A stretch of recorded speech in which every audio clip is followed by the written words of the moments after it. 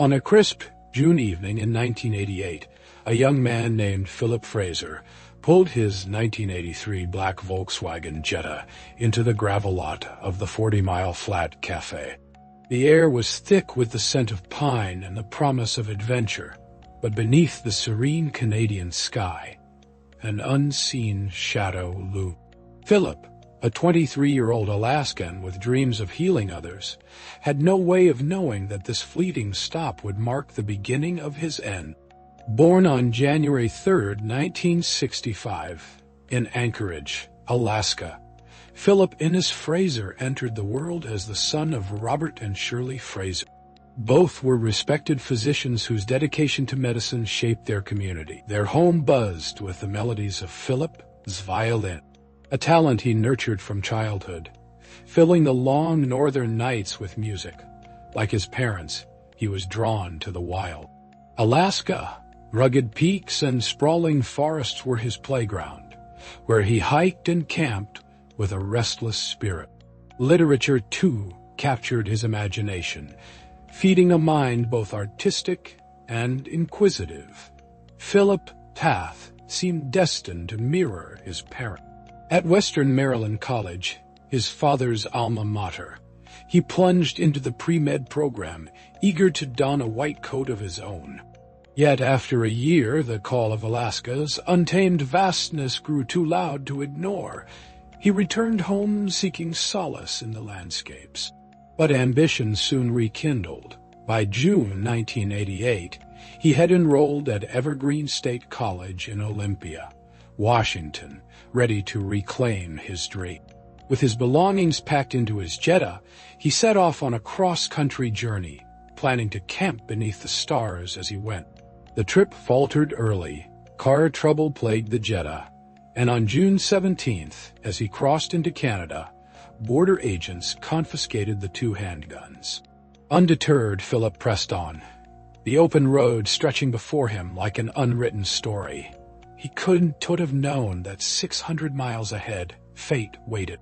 At the 40 Mile Flat Café, owned by Gay Frock Lodge and her daughter Tina, a hitchhiker stepped from another vehicle on June 18th. He was a disheveled figure, a Caucasian male in his early to mid-20s, 5'9", and broad at 230 pounds, with brown hair and eyes shadowed by unease. His decayed teeth and pungent odor set Gay and Tina on edge. They whispered that he might have fled a mental institution. He ate quietly, paid, and left. But as he stepped into the dusk, Philip's Jetta rolled up. The young driver rummaged in his car, perhaps seeking a map or a tool. When the hitchhiker approached requesting a ride, Philip hesitated. He shook his head, started to pull away.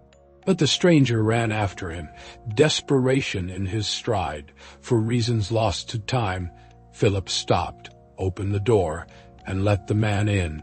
Tina watched, a chill settling in her bones. He's going to live to regret this day, she murmured to her mother, her words hanging like a prophecy. It was the last time anyone saw Philip Fraser alive. 8 hours later, 200 miles south, the hitchhiker stood on a darkened road, flagging down Eddie and Pauline Olson. His story was simple. Car trouble. The Olsons, a kind couple from Kitwanga, noted his nerves but chalked it up to the late hour. They offered him their basement for the night. By morning, he emerged with a new tale, introducing himself as Philip Fraser. He spoke of Anchorage, Dr. Parents, and a medical path in Washington state, details lifted straight from the life of the man he'd met hours before. He proposed selling his car for a plane ticket, but when Eddie explained the customs delay until Monday, the stranger balked. "I need to leave now," he insisted. Suspicion crept in as he fumbled with 2 wallets, his secrecy sharpening the Olsons' unease. He handed them 20, fixed the car, merely a fan belt issue, and vanished into the day. 12 hours later, on June 19th, that same car, Philip's Jetta, turned up. 300 miles away in Prince George, a charred husk in a car wash bay. The fire had gutted it, leaving nothing but ash and questions. This stretch of Highway 16 dubbed the Highway of Tears for its grim toll of missing and murdered Indigenous women, whispered of danger. The Royal Canadian Mounted Police, RESCMP, arrived, their instincts screaming foul play. The Jetta VIN number led them to Philip Fraser of Anchorage. In the dead of night, Anchorage police knocked on Robert and Shirley's door bearing news of the burned car. The couple clung to hope. Philip had mentioned car trouble days earlier, nothing more. But the urgency in the officers' eyes told a darker truth. Something just wasn't right, Robert later recalled, his mind racing with dread yet grasping for alternatives. Weeks dragged on, hope fading like a distant echo, until July 27, 1988. In a gravel pit off Highway 37, near Stewart, Philip's body was found. A gunshot wound silencing his dreams forever. Decomposition suggested he died around the time he vanished, his journey ending in violence. The RCMP launched a relentless investigation, tracing leads back to the cafe. Gay and Tina shared their encounter, describing the hitchhiker.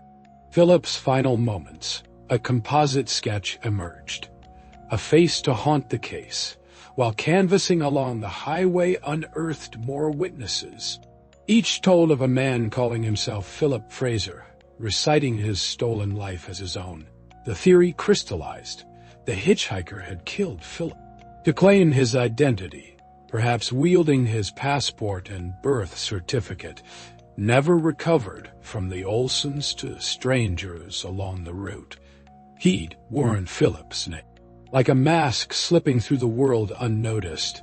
Yet despite the RCMP exhaustive efforts, broadcast appeals, and an Unsolved Mysteries feature, the killer's true name remained a ghost. True name remained a ghost. Decades later, Philip's case lingers an open wound. Theories, like a link to serial killer Michael McGray, have fizzled, ruled out by police. Robert Fraser passed in 2014, his quest for justice unfulfilled, leaving Shirley and loved ones to carry the torch.